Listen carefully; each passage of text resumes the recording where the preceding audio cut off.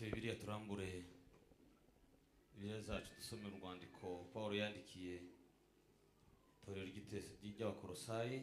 Tuweze kusoma waraka wa Paulo kwa Kolosai. Igice cya mbere turageza ku murongo wa 4. 1 hadi 4. Urwandiko rwa Paulo ku Torero ry'Abakolosayi. Waraka wa Paulo kwa Kolosai. Igice cya 3 umurongo wa 1 tugeze ku wa 4. 3:1 hadi 4. Nuko rero niba mwarazuranywe na Kristo muje mushaka ibiri mu ijuru aho Kristo ari yicaye iburyo bw'Imana. Muje muhoza imitima kubiri mu hejuru atari kuri mu isi kuko mwapfuye kandi ubugingo bwanyu bukaba bwarahishamwe na Kristo mu Mana.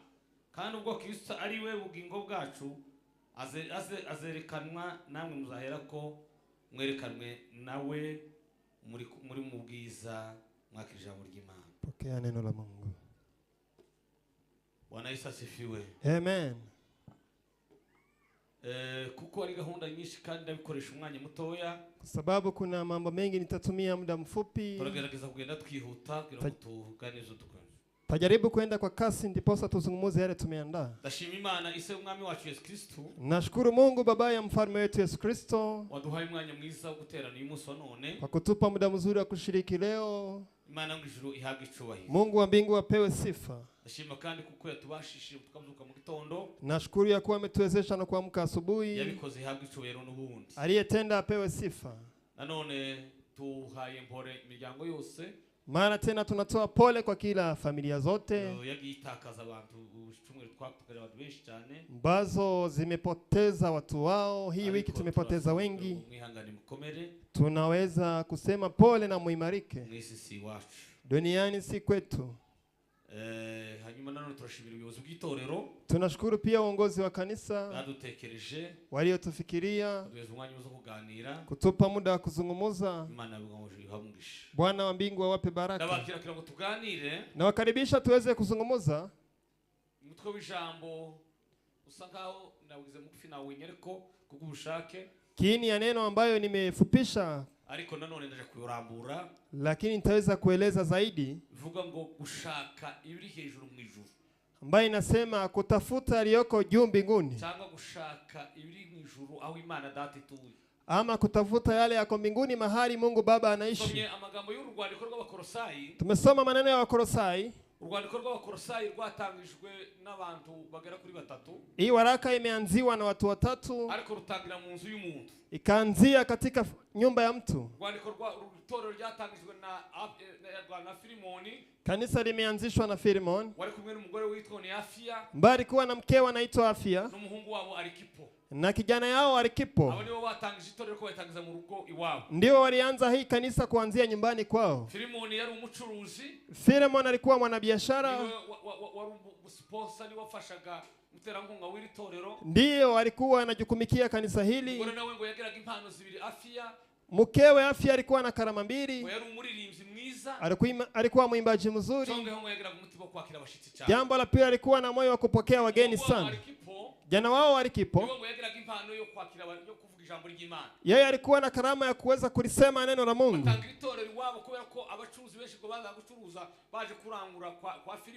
Wakaanza kanisa kwao kwa sababu wanabiashara kwa wanakujia mali kwao. Walikuwa wakifika Afia na wapokea vizuri. Baada ya kukaribishwa kijana na wahubiria, watu wengi wanakuja wanakaa bila kurudi. Kanisa linaanza kupanuka. Anayeitwa Epafra akaja akapata kanisa liko hivyo. Akasema hakuna haja ya kuficha kanisa, weka wazi. Kanisa likaanza kugrow, kukua. Lakini hapo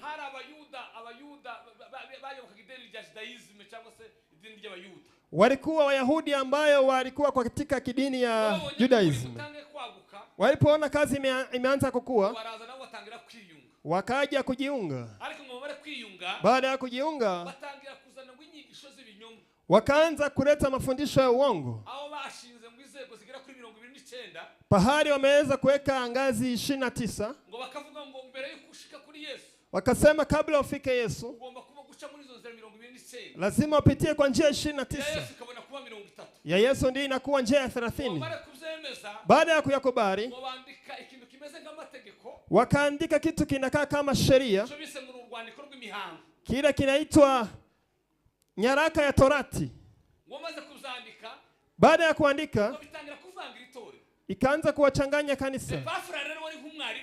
Epafra ambaye alikuwa ni kama mwalimu wa kanisa, alipoyaona, kwa sababu alikuwa anamfahamu Paulo,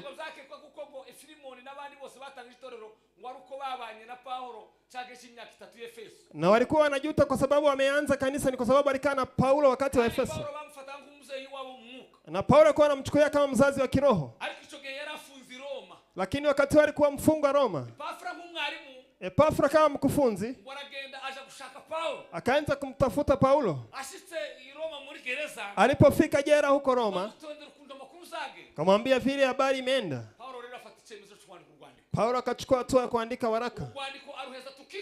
Waraka huo akaupa Tukiko,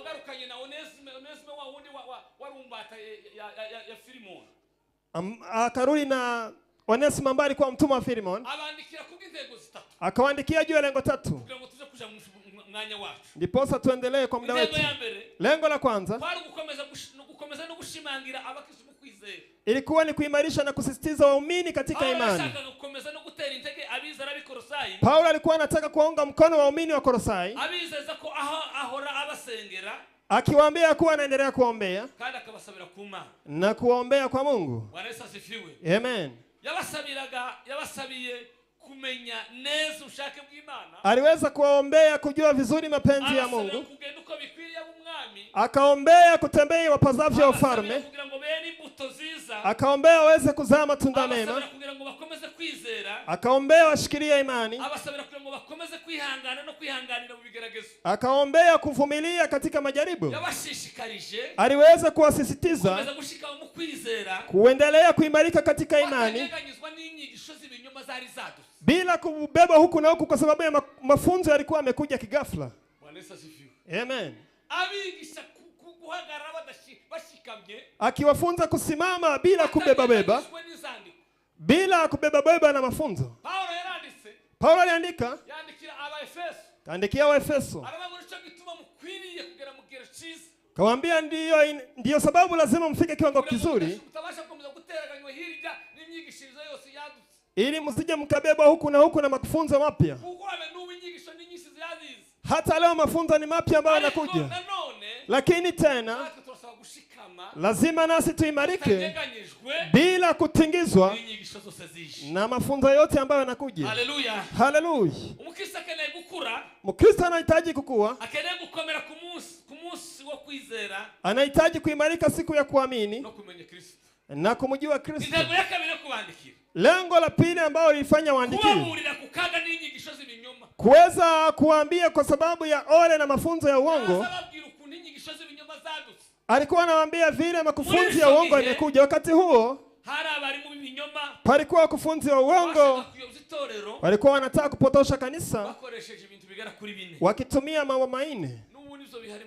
Hata leo ndiyo yapo. Mafunzo ya uongo yamekuja, imekuja. Paulo akamwambia Timotheo,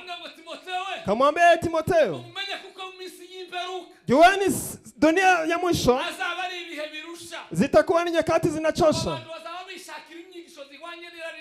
Watu watakuwa wanajitakia mafunzo kulingana na tamaa yao, kwa sababu mafunzo ya kweli itakuwa inawauma katika kichwani. Kasema watu kama hao uweza kuwageukia. Wapo kabisa. Paulo alikuwa akiwaambia hao wafunzi wa uongo walikuwa wanatumia maneno manne. Walikuwa wanatumia neno linaloitwa filosofia ya Wayunani, katika kielimu ya Wayunani. Mafunzo ya pili ilikuwa ni desturi ya kidini ya Wayahudi. Walikuwa wanataka kurudisha kanisa la Kristo. Tatu ambao walikuwa wakifunza, walikuwa wanafunza watu kuomba malaika, na kuomba ni kusujudu. Na Biblia inatuambia tusujudu mtu mmoja, Mungu muumba aliyeumba nchi na mbingu. 4, walikuwa wanafunza ya kuwa mafunzo ya Kristo hayatoshi. Ndio sababu walikuwa wanaenda wakiongeza. Baada akasema akili ya dunia imeongezeka. Utafiti ama utara umefika, imewapotoza wengi. Kutojali mambo ya wokovu watu wameifanya lengo. Lakini kurudisha macho nyuma, dunia yetu kwisha. Haleluya. Hii mistari ukisoma msingi utapata habari hii. Waraka wa Kolosai sura ya 2 mstari wa 4. Waraka wa Kolosai sura ya 2 mstari wa 8. Waraka wa Kolosai mstari 2:18. Alionyesha kuwa Kristo ndiye njia pekee ya wokovu. Ukamilifu wa Mungu uko ndani ya Kristo. Hakuna lingine linalozidishwa ndani ya Kristo. Yesu ongezewi mengine. Yesu anatosha. Haleluya. Haleluya. Wakristo lazima waangalie mafunzo ambayo yapo. Nini tatusaidia kujua mafunzo kama ni ya kweli ama si ya kweli? Ni njia moja. Ni Biblia. Neno la Mungu. Haleluya. Ndio sababu juzi Alhamisi nikaswali. Ndiweza kuswali hapo. Hata leo nikiswali sitaki jibu. Kila mtu ajijibu. Mkristo, tukiuliza ni wakina ngapi hapa ambao wako kanisa hii wamesoma neno la Mungu tangu mwanzo hadi Ufunuo? Tu ambao wamesoma Biblia. Katika kanisa hii watu wawili wameniambia. Wengine ni siri sijui. Lakini Mkristo ambaye hajasoma Biblia tangu mwanzo hadi Ufunuo, hiyo Kristo ya Mkristo huyo basi inasumbua. Iko katika mahali pabaya. Binasema yaliyopumuliwa yote na Mungu, yaliyopumuliwa na Mungu. Biblia asije kujivuna. Ndiyo maisha yangu nakaa hapo. Ni hapa ndani naishi hapa. Ndani hapa. Telefone arige battery kugira ngo umuriro ngo battery yakoresheje percentage zingana gute. Kuna wakati betri ya simu inakwambia imetumia percent hizi. Heti WhatsApp imechukua aina ya moto hii. Lakini sijuti ya kuwa wakati wangu mkubwa katika maisha yangu. Biblia ina sehemu kubwa katika maisha yangu. Kwa sababu ndipo utagundua mafunzo ya uongo. Sitawaambia nimeisoma mara ngapi. Haitawafaidi mbali mimi. Kile najutia mbele zenu ni ya kuwa Biblia nimeisoma zaidi ya mara moja yote. Tangu mwanzo hadi Ufunuo. Kila mstari. Haleluya. Haleluya.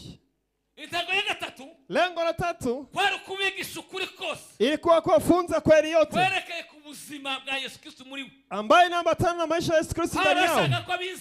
Paulo alikuwa akitaka waumini waweze kujua mu bwenge, katika elimu na katika kuelewa lengo la maisha yao. Haleluya. Amen. Umuntu wa Kristo, mtu wa Kristo ni ishusho y'Imana itaboneka, mfano wa Mungu asiyodhihirika. Yesu ni umuremyi wa bose. Yesu ni muumba wa yote. Ni umwami usumba byose. Ni mfalme zaidi ya wote. Ni umutwe w'itorero. Ni kichwa cha kanisa. Murimo wa Kristo. Kazi ya Kristo. Yatubabara ibyaha. Alituweza kutusamia dhambi, akatuokoa. Yaduhuje n'Imana. Katuunganisha na Mungu. Yasinde Satani n'imbaraga z'umwijima. Alimshinda Shetani na nguvu za giza. Tugene mu isomo ryacu kugira ngo ncuguze umwanya. Tuingie katika somo yetu. Muda wetu nitatumia vizuri. Uko bawumva. Kama vile nimepewa. Bwana Yesu asifiwe sana. Haleluya. Mushake biri mu ijuru. Tafuteni yaliyoko mbinguni. Haleluya. Amen. Abakolosai ni kitekome Paulo yani kitoro gikolosai. Wakolosai hapa ni sehemu kubwa aliyoandikia. Usanga kubera urufuru rw'umuzuko bya Kristo. Alikuwa anakumbusha kwa sababu ya kifo na ufufuo wa Kristo. Kwa sababu ya kifo na ufufuo wa Kristo. Wana maisha mapya. Tugomba kubaho mukabisi. Hivyo hivyo tufai kuishi kama walimwengu, bali tuishi kama watu wa mbinguni. Paulo akawaandikia Wakorinto, waraka wa 2:5-7, akawaambia mtu akiwa ndani ya Kristo Yesu amekuwa kiumbe kipya, ya kale yameisha, yote yamekuwa mapya. Haleluya. Haleluya. Bwana Yesu asifiwe. Haleluya. Ijambo mushaka ijuru, neno mtafute mbingu, ntabwo bisobanura haimaanishi kwirengagiza inshingano zo mwisi, kuweza kujisaulisha jukumu za duniani, mbali bisobanura inamaanisha gushira Imana mu mwanya w'imbere mu buzima bwacu, kuweka Mungu katika nafasi ya kwanza maishani mwetu. Hapo nitaongea kidogo. Gushaka ibiri mu ijuru, kutafuta aliyoko mbinguni, bisobanura ko tugomba kwirengagiza inshingano dufite. Haimaanishi tusahau jukumu zetu za kuweza kujitumikia familia, za kujitumikia jamii zetu, mbali inamaanisha nini? Inasema katika maisha yetu, katika maisha yako, lazima uweke Mungu mbele, mengine nyuma. Amen. Amen. Abantu benshi baza batekereza Imana, wengi wanafikiria Mungu iyo baganiwe, wakati wameshikapatwa na shida, wakati kuna shida leo wanakumbuka Mungu, lakini wakiwa katika starehe, wakiwa wanakula, kama watoto wafukuzi kwa sababu ya school fees, nyumba wakilipa vizuri, anaona pesa ya kukimbia hapo machinjio, anafikiria amefika. Kukumbuka Mungu wakati huo ni vigumu sana. Lakini kama Wakristo, kama watakatifu, kila tunaomba daima tumweke Mungu wapi? Mbele kwa yote. Tukizaa, Mungu anakuwa mbele. Tukiwa na utajiri, Mungu awe mbele. Tukiwa na faida fulani, Mungu awe mbele. Kwa sababu hayo ndio tunaomba kama Wakristo. Haleluya. Haleluya. Haleluya. Impamvu tugomba gushaka ibiri hejuru ni zihe? Sababu tunafaa kutafuta aliyoko juu mbinguni ni yipi? Nari nyinshi ariko ndavuga nkeye kubera kuko nta mwanya. Ni nyingi lakini nitasema kidogo. Sababu ya kwanza tunaomba kutafuta aliyoko mbinguni nuko twazuranye na Kristo, ni ya kuwa tumefufuliwa pamoja na Kristo. Biblia inasema ya kuwa tumekufa naye, tukafufuliwa pamoja naye. Tutafute aliyoko mbinguni.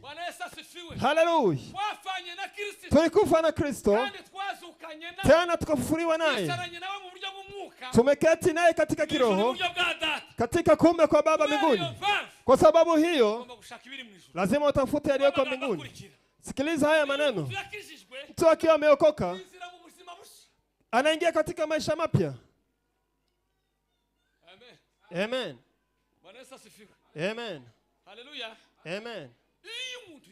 Mtu akiwa ameokoka, mtu akiwa ameokoka, akipokea Yesu kama mfalme na mkombozi, numvishe mpagijwe na Yesu mu buzima bwanjye. Ukuri nta yindi mpamvu mfite y'Imana yindi. Hivyo hivyo nafsi yangu inaniambia, hivyo hivyo nafsi yangu inaniambia, simfite indi mpamvu yindi Imana. Kwa sababu tumefufuliwa pamoja na Kristo, tukiwa ameokoka, anaanza maisha mapya. Zile tabia za kale zinaisha. Haleluya. Haleluya. Kuna mtu anasema aliokoka, lakini utu wa kale bado anaye. Ishara, kamnyoshe kidole, ataifuata. Juzi kuna mtu amenitumia, mtu anazungumza kanitumia matusi aliyotusiwa. Ni muombaji, ni Mkristo.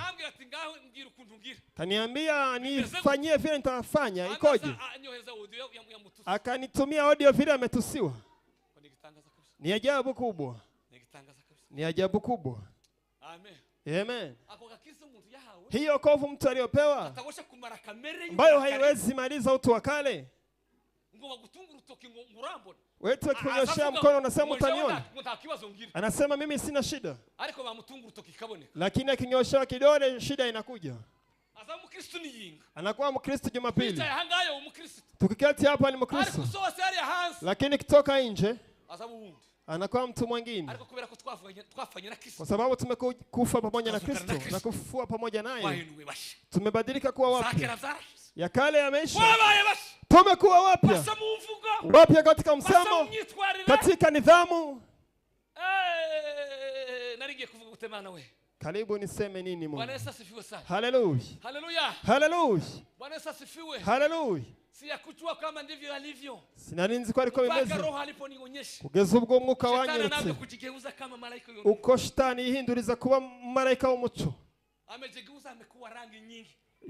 Yifasha amashusho mengi. Tunao watu wengi makanisani. Dufite benshi mu matorero. Kutenda dhambi kwao sio tishio. Gukora ibyaha byabo si ikibazo. Sana pamoja kuabudu. Ariko bahuye guhimbaza. Swali nijibu. Munsubize bahimbaza nde. Ukiza katamaza kamera ibu. Ukovu ambao hajamaliza kusirika. Nagaze ndakara. Sinzama bwira. Nilikuwa mtu wa kukasirika. Nagaze ndakara. Nilikuwa mtu wa kukasirika. Nilikuwa mtu wa kukasirika. Mtu ambaye amezaliwa na mke. Hata aje akiwa amejipaka nini? Lakini Yesu ameimaliza. Yesu ameimaliza. Hata hiyo hasira imeisha. Hiyo ndiyo kweli mbele za Mungu. Nasema mbele za moyo wangu. Nasema mbele za Mungu aliyoniita. Hata shetani ambaye ananipigana.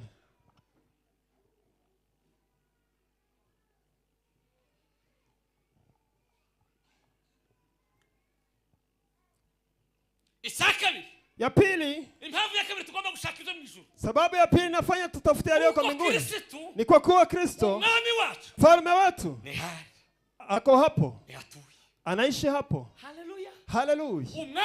Mfalme wetu Yesu Kristo anaishi huko. Aliambia wa mtume, kaambia enyi wanafunzi, msihofu mioyoni, muamini Mungu nami muniamini, kwa sababu nyumbani pa Baba kuna manyumba mengi. Ingelikuwa hakuna, ningeliwaambia. Kasema neno nzuri, kasema mahali nitaishi nanyi mtaishi hapo. Haleluya. Mfalme wetu anaishi hapo, alituandalia makao. Haleluya. Mfalme wetu anaishi huko, mfalme aliyetukomboa anaishi huko. Yesu aliyetukomboa anaishi hapo. Jua mahali tunaenda ni ufalme mbinguni. Si kuzimuni mnasikia, bali tukisikia parapanda tufurahi. Tarudi lini Yesu? Hapo ndipo mfalme wetu anaishi na alituandalia makao. Kwa nini lazima utafute kwa mbinguni? Kwa nini moyo wangu lazima ufikirie mbinguni? Kwa nini nafsi yangu itamani mbinguni? Sababu ya pili, mfalme wetu Yesu, mfalme wangu anaishi huko, anaishi hapo.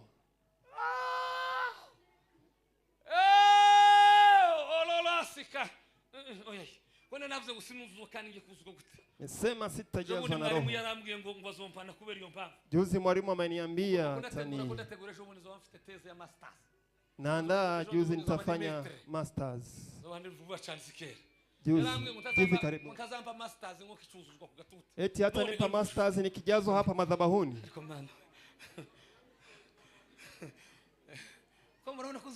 Hiyo nitapata kweli?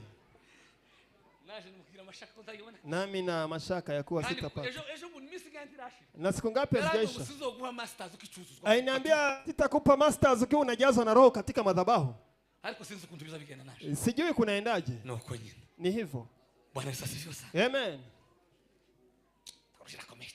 Theology ni kubwa, ni somo muhimu kubwa. Amen. Haleluya. Umutima wacu ugomba kubaho Yesu akiri. Moyo wetu lazima uishi mahali Yesu hapo.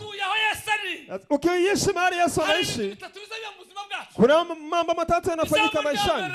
Neno la kwanza, tunapokea amani ambayo mtu hawezi kupa. Pili, tunakubali kuongozwa na Roho Mtakatifu. Tatu, tunapokea nguvu za kushinda dhambi na majaribu. Tukifikiria mahali mfalme wetu yupo. Haleluya. Haleluya. Yesu we, nanyuzwe nawe. Yesu, nanyuzwe nawe. Umunsi umwe w'ibirori uzabera mu ijuru we. Kristo ari kumwe itorero yaguze amaraso. Yesu. Mwalimu tumukwigaria tukishije ubundi kandi. Yuzi mwalimu akatufunza.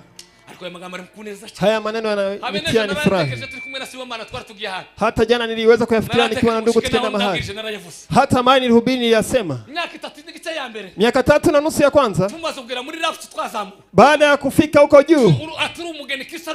Tukiwa bibi harusi, Kristo akiwa bwana harusi.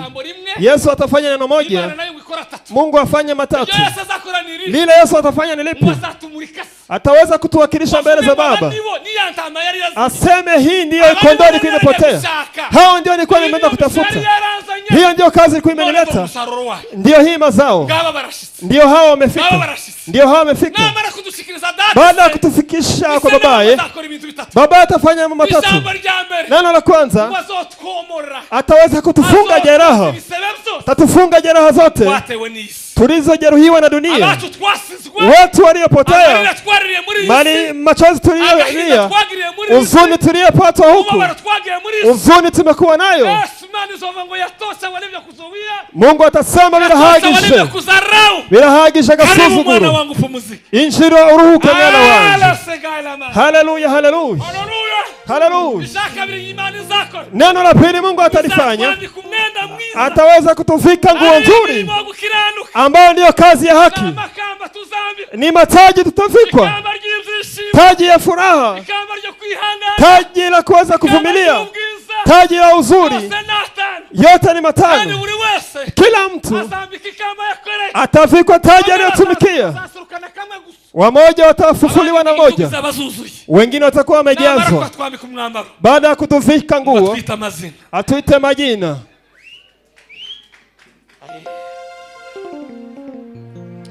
Na huyu mubiri mfise wafa ariko ntegereje nizeye kwanza nzanirundi mubiri usa nuwo yazukanye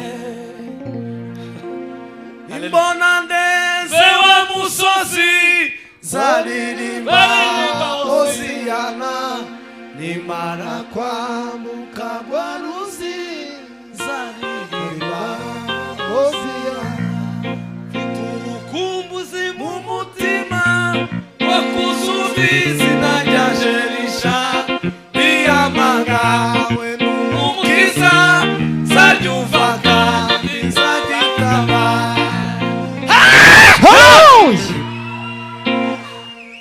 Haleluya. Haleluya. Bwana Yesu asifiwe sana. Haleluya. Iyo umuntu ngo Imana yazamuye umuntu, Mungu akiinua mtu, hari ibintu bine zimuheza. Kuna mambo manne anampa. Acha niseme ni moja. Mtu akiwa mwenye haki kwa Mungu, mtu akimheshimu Mungu, Mungu anamuinua. Kimuinua, kitu ya kwanza anampa. Anampa jina. Anamuita jina. Haleluya. Haleluya. Atukuzwe Mungu amina. Pewa sifa. Haleluya. Haleluya. Azaduhize. Tatupa jina. Haleluya. Amen. Tafu tukoka kusa amaso yachini. Sababu macho yetu lazima yaende juu. Sababu ya kufanya ufikiria mbinguni ni ya kuwa mfalme wetu Yesu anaishi hapo. Haleluya. Haleluya.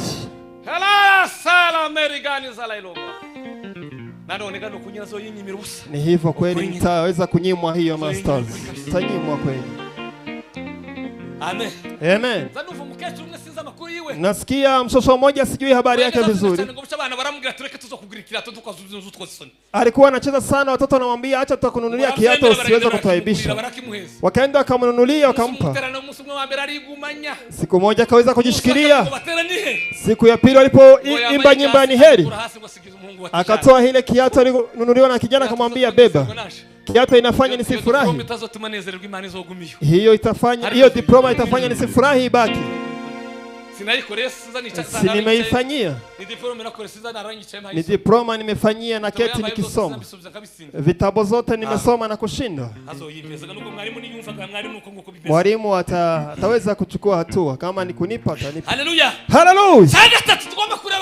Ya tatu inafanya tutazame mbinguni. Ni ya kuwa maisha yetu ndio imefichwa pamoja na Kristo. Maisha yetu imefichwa pamoja na Kristo. Haleluya. Maisha yetu imefichwa pamoja na Kristo. Hii mnaona ni mwili tu iko hapa, lakini maisha yetu ya kweli imefichwa pamoja na Yesu huko. Niendelee kwa sababu ya muda wangu umeenda. Haleluya. Haleluya. Bwana Yesu asifiwe sana. Haleluya. Niye bintu bizafasha umuntu guhora, niye bintu bizafasha umuntu kuomba ashaka ibyo mwisho. Nini nasaidia mtu kuendelea kutamani yaliyoko juu mbinguni? Bine. Mambo manne. Jambo la mbele. Neno la kwanza ni kutafuta Yesu, anakuwa mfalme na mkombozi wa maisha yako. Haleluya. Haleluya. Niko Yesu yavuze ngo mbaze mushaka ubwami bw'Imana. Ndivyo Yesu akasema tafuteni kwanza ufalme wa mbingu na haki yake. Cha kabiri. Pili no gushaka gukiranuka. Ni kutafuta haki. Cha gatatu. Tatu no gushaka ubwami bw'Imana. Ni kutafuta ufalme wa Mungu. Ine no gushaka ubutunzi bwa mwisho. Ni kutafuta utajiri wa mbinguni. Ndasubira. Tarudia. Ibintu bigera kuri bine bizagufasha. Mambo manne yanaweza kusaidia urutekereza mu ijuru. Kuendelea kufikiria mbinguni. Ni kugira umwete wo gushaka Yesu. Ni kuwa na bidii ya kutafuta Yesu. Anakuwa mfalme na mkombozi wa maisha yetu. Neno hili napenda kusema kuna tofauti ya mfalme na mkombozi. Mtu akipokea Yesu kama mfalme, nianzie katika mkombozi. Amesema Yesu, nimekubali katika moyoni mwangu, lakini hatufai simamia hapa. Lazima tupige hatua ya pili ambayo inasema kuliko kukupokea kama mkombozi, nimekupokea kama mfalme. Uongoze, uniongoze, uweze kuniongoza. Amen. Amen. Kuna maneno nimesoma nikisoma kitabu ya Mwanamerika. Alikuwa amegonjeka alipofika mahali pabaya karibu kifo. Wakamwambia tubu. Ni mtu ambaye alikuwa mwenye haki kwa Mungu, lakini akifika nyakati za mwisho anarudi nyuma. Wakamwambia tubu, hauna oga ya kufa. Akamwambia sina oga wa kufa, bali kile ninacho, nina aibu ya kufika mbele za Mungu, na vile nimepoteza muda wangu bila kumtumikia. Watu wengi watakuwa na aibu wakiwa na utajiri wao hawajatumia. Watu watakuwa na aibu kufika mbele za Mungu, muda wao ukiwa umeharibu. Wataaibika kwa maneno waliyosema, wataaibika, wataaibika. Tafuta Yesu mfalme na mkombozi wa maisha yako. Vile ilivyo, kuna mtu anasema nani aliyoniona? Eti nani aliyoniona? Mungu utosha. Dhamiri safi yatosha. Neno la Mungu tosha kukuambia yatosha. Hata kamera isiwe, hata mchungaji asiwe, haya matatu tosha. Mungu, dhamiri safi, Biblia yatosha. Bwana sifiwe. Amen. Gushaka gukiranuka, kutafuta haki. Watu wengi si wenye haki. Si wenye haki katika msemo, si wenye haki katika vile wanatembea. Karibu niseme kitu, lakini roho imeniambia nijishikilie, nikuwa nilipue kitu. Kuna kitu karibu nilipue. Wacha nitulie kwanza niombe. Haleluya. Amen. Bwana Yesu asifiwe sana. Amen. Biblia imesema, wacha mengine niachie hapo. Kuongea mengi si kumaliza. Biblia imesema, ubwo twafanye na Yesu, yako tumekufa pamoja na Kristo, tukazikwa pamoja naye. Tafuta yaliyoko mbinguni kwa Mungu, pahali mfalme wetu anaishi. Mafikiria yako toa kwa vitu zitaisha, ibisi bizatambuka. Tumaini yako itaisha. Yale umetumainia, yale umetumainia itaisha. Wana umetumainia pesa itaisha. Wana unatumainia mili itaisha. Wana unatumainia utajiri itaisha. Wana unatumainia jamii itaisha. Lolote umeweza kujiwekea itaisha. Kuna kitu hakitaisha. Ni ufalme wa Mungu. Ni Mungu, ni Yesu Kristo na wokovu tuliopewa. Haleluya. Paulo akamwambia Timotheo, akamwambia Timotheo, fikiria Yesu Kristo ambaye toka kwa uzao wa Daudi, kama vile Injili ilisema. Ni muda gani unakuwa nao kufikiria Yesu? Ni nyakati gani unafikiria mbinguni? Una nyakati kama ngapi? Unaketi unakuwa na muda gani wa kufikiria mbingu? Hapo ndipo makao yetu ya milele. Hapo ndipo utaishi daima. Hapo ndipo mfalme wetu kandi anaishi yaduteguriye ibizicaro na alituandalia ibindi makao bishingikirijeho zose mengine ambayo umejiwekea Wewe kama ushingikije juhudi. Kama ni mwili yako, ejo wogenda kesho unaweza enda. washingikije ubutunzi bwawe Kama msingi wako ni katika Uzafa burya utajiri, bataraburuhiye. utakufa ikuliwa na wengine. imbaraga zawe Kama juhudi yako ni kwa abazi nguvu, gusa siko bari babishaka wale wamekosa wako wanatamani, agaciro lakini cha